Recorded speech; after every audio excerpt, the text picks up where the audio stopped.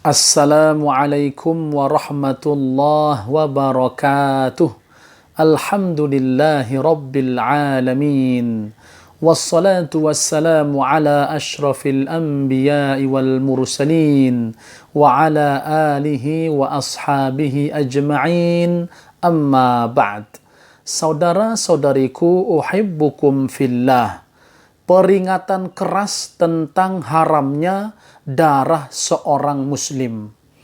Allah Subhanahu wa taala berfirman, "Wa may yaqtul mu'minan muta'ammida fajazaohu jahannamu khalidan fiha wa ghadiballahu 'alaihi wa la'anahu wa a'adda lahu 'adzaban 'azima."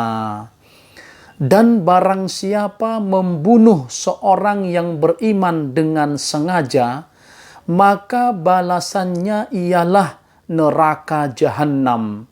Dia kekal di dalamnya. Allah murka kepadanya dan melaknatnya serta menyediakan azab yang besar baginya. Surah An-Nisa ayat 93.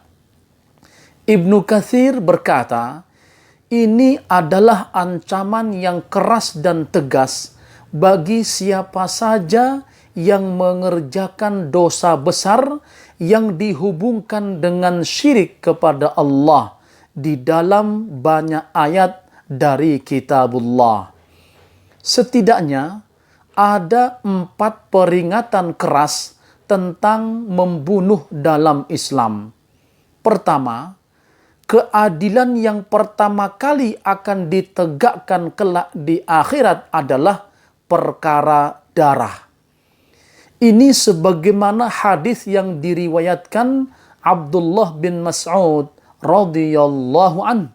Rasulullah sallallahu alaihi wasallam bersabda, "Awwalu ma yuqda bainan nasi yaumal qiyamah fid dima'." Hal pertama yang diputuskan di antara manusia kelak di hari kiamat adalah masalah darah. Hadis riwayat Al-Bukhari. Kedua, termasuk perkara yang membinasakan. Abu Hurairah radhiyallahu an meriwayatkan Nabi sallallahu alaihi wasallam bersabda, "Ijtanibus sab'al mubiqat." Qalu, "Ya Rasulullah, wa ma hunna?" Qala, "Asyirku billah, was-sihru, wa qatlun nafsi allati harramallahu illa bil haqq, wa aklur riba, wa aklu malil yatim, wa tawalli yawmaz zahf." Ay al-firar minal jaysh inda liqa'il kuffar wa qadhful muhsanatil mu'minatil ghafilat. Jauhilah 7 perkara yang membinasakan. Para sahabat bertanya, "Wahai Rasulullah, apakah itu?" Beliau bersabda, "Syirik kepada Allah, sihir, membunuh jiwa yang diharamkan oleh Allah kecuali dengan hak, memakan riba, makan harta anak yatim, lari dari medan perang, yaitu lari dari pasukan ketika bertemu dengan orang kafir, dan menuduh wanita mukminah yang baik-baik telah berbuat zina." Hadis riwayat Al-Bukhari. Ketiga, batas kelonggaran mukmin dalam beragama hingga ia menumpahkan darah yang haram. Ini sebagaimana hadis yang diriwayatkan Ibnu Umar radhiyallahu anhuma, "La yazalal mu'min fi fushatin min dinihi ma lam yusib daman haraman." Seorang mukmin masih dalam kelonggaran agamanya selama ia tidak menumpahkan darah yang haram atau membunuh.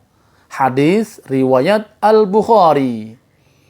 Keempat, membunuh lebih berat timbangannya daripada dunia seisinya. Abdullah bin Amru radhiyallahu anhuma meriwayatkan bahwasanya Rasulullah sallallahu alaihi wasallam bersabda, "La zawalud dunya ahwanu indallahi min qatli rajulin muslim."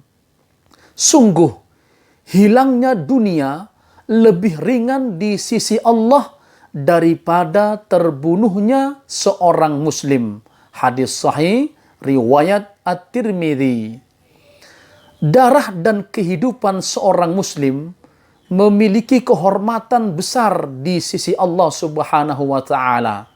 Karena itulah hilangnya dunia di sisi Allah adalah lebih ringan daripada terbunuhnya seorang mukmin. Membunuh satu jiwa adalah seperti membunuh seluruh manusia.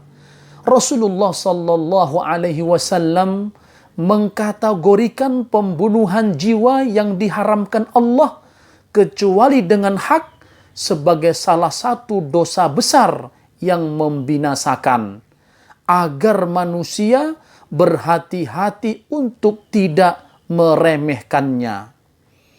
Pelajaran yang dapat diambil dari penjelasan di atas adalah: pertama, peringatan keras terhadap pembunuhan seorang muslim, dan ia merupakan salah satu dosa besar yang membinasakan.